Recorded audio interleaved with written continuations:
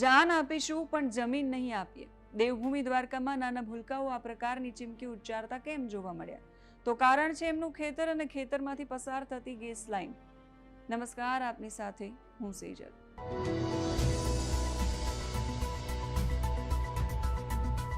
જે ધરતી પર ખેડૂત પરસેવો પાડીને અનાજ ઉગાડે છે, આજે ત્યાં કંપનીઓની દાદાગીરી ચાલી રહી છે. શું વિકાસના નામે ખેડૂતોને કચડી નાખવા યોગ્ય છે? દ્વારકામાં જીએસપીએલ કંપનીની ગેસ પાઇપલાઇનને લઈને એક એવો મોટો વિવાદ ઊભો થયો, જેના કારણે ઘણા સમયથી ખેડૂતો આંદોલન કરી રહ્યા છે, પણ પોતાના જ ખેતરમાં. આ આંદોલનની ગંભીરતા હવે એ વાત પરથી સ્પષ્ટ થાય છે કે હવે ખેડૂતોની સાથે એમના પરિવારના માસૂમ બાળકો પણ મેદાને આવ્યા છે. પોતાના માતા પિતા અને ભવિષ્યની રોજીરોટી છીનવાઈ જવાની ભીતિ વચ્ચે બાળકો પણ ખેડૂતોના સમર્થનમાં પ્રદર્શનમાં જોડાયા છે. જામખંભાળિયામાં ગુજરાત સ્ટેટ પેટ્રોનેટ લિમિટેડ એટલે કે જીએસપીએલની ગેસ પાઇપલાઇન નાખવાની કામગીરી ચાલી રહી છે. વિકાસ માટે આ જરૂરી હોઈ શકે, પણ જે રીતે આ કામ થઈ રહ્યું છે એ આંચકો આપનારું છે. સ્થાનિક ખેડૂતોનો આક્ષેપ છે કે કોઈ મંજૂરી નથી. કંપનીના અધિકારીઓ ખેડૂતોને કોઈ કાયદેસર નોટિસ આપ્યા વગર એમની સંમતિ વિના સીધા ખેતરમાં ઘૂસી જાય છે. ઊભા પાકનો તો સોથ વાળી નાખ્યો છે. ખેડૂતોએ રાત દિવસ એક કરીને જે પાક ઉગાડ્યો છે એની પર સીધા જેસીબી મશીનો ફેરવી દેવામાં આવ્યા છે. મગફળી અને કપાસનો તૈયાર પાક જમીનદોસ્ત કરી દેવાયો છે અને વળતર છે માત્ર નામ માત્ર. ખેડૂતોની કિંમતી જમીનના બદલામાં એમને યોગ્ય વળતર પણ આપવામાં આવ્યું નથી, આવો ખેડૂતોનો આક્ષેપ છે. જ્યારે અન્યાય હદ વટાવી જાય ત્યારે ખેડૂત લાચાર નથી રહેતો, એ લડાયક બને છે. ખંભાળિયા અને આસપાસના વિસ્તારોમાં ખેડૂતોએ હવે જમીન બચાવો આંદોલન શરૂ કર્યું છે. ખેડૂતો પોતાના જ ખેતરમાં રાત દિવસ ચોકી કરી રહ્યા છે, છાવણી બિછાવીને, જેથી કંપની બળજબરીથી કામ ન કરી શકે. મહિલાઓ, વૃદ્ધો અને યુવાનો અને હવે તો બાળકો પણ સૌ કોઈ એક જ અવાજે કહી રહ્યા છે કે વળતર આપો અથવા પાછા જાઓ. આ કોઈ સામાન્ય વિરોધ નથી, આ અન્નદાતાની અસ્મિતાની લડાઈ છે. એક બાજુ સરકાર ખેડૂતોની આવક બમણી કરવાની વાત કરે છે અને બીજી બાજુ સરકારી કંપનીઓ જ ખેડૂતોના મોઢામાંથી કોળીઓ છીનવી રહી છે. વિચારવા જેવી વાત એ છે કે જો વિકાસ ખેડૂતોના વિનાશ પર થતો હોય તો એ વિકાસ શું કામનો? શું કંપનીએ ખેડૂતોને વિશ્વાસમાં લઈને પૂરતું વળતર આપીને કામ ન કરવું જોઈએ? આ આંદોલનમાં બાળકોએ પોતાના હાથમાં બેનરો પકડીને અમને આંદોલન કરવા માટે મજબૂર ન કરો એવા આકરા નારા લગાવ્યા છે. તંત્ર પાસે ન્યાયની માંગ કરી છે. પોતાની કિંમતી ફળદ્રુપ જમીન ગુમાવવાના ડરે ખેડૂતોએ સ્પષ્ટ શબ્દોમાં આકરું અલ્ટિમેટમ આપ્યું છે કે આંદોલનકારી ખેડૂતોએ એક સૂરે હુંકાર કર્યો છે, અમે અમારી જાન આપી દઈશું પણ એક ઇંચ જમીન નહીં આપીએ. યોગ્ય વળતર અને સહમતિ વગર ચાલતી આ જોર જુલમ ભરી કામગીરી સામે ખેડૂતો હવે લડી લેવાના મૂડમાં છે. આંદોલન શરૂ થયું ત્યારથી ખેડૂતો કહી રહ્યા છે કે અમારી જમીન, અમારો પાક, અમારી માલ મિલકત પહેલા સંયુક્ત સર્વે કરીને આખરી એવોર્ડ આપ્યા પછી કામ શરૂ કરો. ગેસ પાઇપલાઇન પસાર થવાથી અમારી જમીનની કિંમત અડધી થઈ જાય છે, તો આ ઘટતી કિંમતોનું વળતર અમને કોણ આપશે? ગેસ અને પાણી પાઇપલાઇન કાયદા 2000 પ્રમાણે સેક્શન 3(1) અને 6(1) જાહેરનામા જ ભૂલ ભરેલા છે.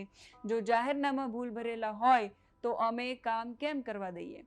કાયદો સૌના માટે સરખો છે, એટલે જીએસપીએલ કંપનીએ પણ કાયદાનું પાલન કરવું જોઈએ. અમને કેટલું વળતર મળશે એ જાણવાનો અમારો કાયદાકીય અધિકાર છે, એ જાણ્યા વિના અમે કામ કરવા નહીં દઈએ. પહેલા કંપની પોતે કાયદાનું પાલન કરે, ત્યાર પછી અમને કાયદો સમજાવે. આ સાથે ખેડૂતોનું એવું પણ કહેવું છે કે જો અમારે લીઝ મૂકવી હોય તો ગેસ પાઇપલાઇન નીકળ્યા પછી શું અમારા ખેતરમાં લીઝ મંજૂર થશે? પહેલા વળતરની કિંમત નક્કી કરો, પછી અમારા ખેતરમાં પ્રવેશ કરો. પીએમપી એક્ટ 1962, ગેસ પાણી પાઇપલાઇન કાયદો 2000 અને જમીન સંપાદન કાયદો 2013 અનુસાર વળતર મેળવવાનો ખેડૂતોનો કાયદાકીય અધિકાર છે, જેને કોઈ ખાનગી કંપની છીનવી નહીં શકે, આવું ખેડૂતોનું કહેવું છે. આ વિવાદે હવે આક્રમક વળાંક લીધો છે, ત્યારે તંત્ર અને કંપની સામે કેટલાક સવાલો છે. પહેલો સવાલ, ખેડૂતોની લેખિત સહમતિ વિના કંપની કયા કાયદા હેઠળ ખેતરોમાં પ્રવેશી રહી છે? બીજો સવાલ એ છે કે ખેડૂતોના પરસેવાથી તૈયાર થયેલા ઊભા પાકનું જે નુકસાન થયું એનો હિસાબ કોણ આપશે? ત્રીજો સવાલ એ છે કે શું વિકાસ માત્ર ઉદ્યોગો અને કંપનીઓ માટે જ છે? ખેડૂતોના ભોગે થતો આ કેવો વિકાસ છે? હવે થોડી વાત કરી લઈએ ગુજરાત સ્ટેટ પેટ્રોનેટ લિમિટેડ એટલે કે જીએસપીએલ કંપની વિશે. તો જીએસપીએલ એ ગુજરાત સરકાર હસ્તકની અગ્રણી ગેસ ટ્રાન્સમિશન કંપની છે. આ કંપની રાજ્યમાં નેચરલ ગેસ એટલે કે કુદરતી ગેસના પરિવહન માટે હાઈ પ્રેશર પાઇપલાઇન નાખવાનું, નેટવર્કનું આખું ઊભું કરવાનું અને એનું સંચાલન કરવાનું મુખ્ય કામ કરે છે. ગુજરાત સ્ટેટ પેટ્રોલિયમ કોર્પોરેશન ગ્રુપની પેટા કંપની તરીકે કાર્યરત GSPLની સ્થાપના ડિસેમ્બર 1998માં થઈ. ભારતમાં ઓપન એક્સેસ ધોરણે કુદરતી ગેસનું પરિવહન કરતી આ પ્રથમ કંપની છે. આ કંપની પાસે ગુજરાતના 33માંથી 25 જિલ્લાઓને આવરી લેતું આશરે 2750 કિલોમીટર કરતાં વધારે લાંબુ high pressure pipeline grid network છે. હવે વાત કરીએ GSPL જે પ્રોજેક્ટ હેઠળ જમીન સંપાદન અને પાઇપલાઇન નાખવાનું કામ કરે છે એની પ્રક્રિયા સામાન્ય રીતે શું હોઈ શકે? તો પહેલી પ્રક્રિયા છે રૂટ સર્વે અને પ્લાનિંગ. સૌથી પહેલા સપ્લાય પોઈન્ટ જેમ કે LNG ટર્મિનલથી લઈને માંગવાળા વિસ્તારો સુધીનો સૌથી ટૂંકો અને સુરક્ષિત રૂટ નક્કી કરવા માટે ટેકનિકલ સર્વે કરાય છે. ત્યાર પછી આવે છે રાઇટ ઓફ યુઝ સંપાદન. ગેસ પાઇપલાઇન માટે સરકાર રાઇટ ઓફ યુઝ એટલે કે જમીન વાપરવાનો હક આ કાયદા હેઠળ જમીન સંપાદન કરે છે. આમાં જમીનની માલિકી ખેડૂતોની રહે છે, પણ જમીનની નીચે પાઇપલાઇન નાખવા માટે કંપનીને મંજૂરી આપવામાં આવે છે, જેના બદલામાં ખેડૂતને કાયદેસર વળતર આપવાનું હોય છે. પછીની પ્રક્રિયા છે જમીન સમતળ કરવી.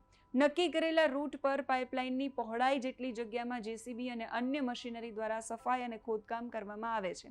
હાલમાં દ્વારકામાં આ જ તબક્કે ઊભા પાકને નુકસાન થવાને કારણે વિવાદ થયો છે. વળતરને લઈને પણ વિવાદ થયો છે. પછીની કામગીરી છે વેલ્ડિંગ અને ટ્રેન્ચિંગ.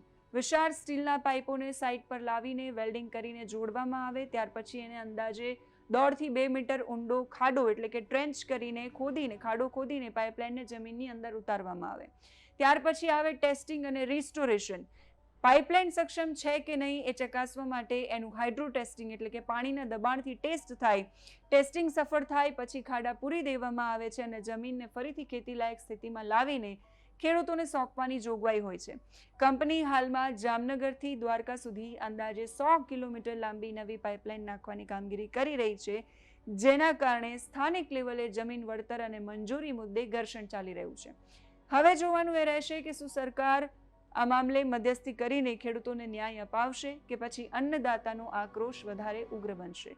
તમને શું લાગે છે કમેન્ટ કરીને ચોક્કસથી કહેજો. અત્યારે આ વિડીયોમાં બસ આટલું જ. નમસ્કાર.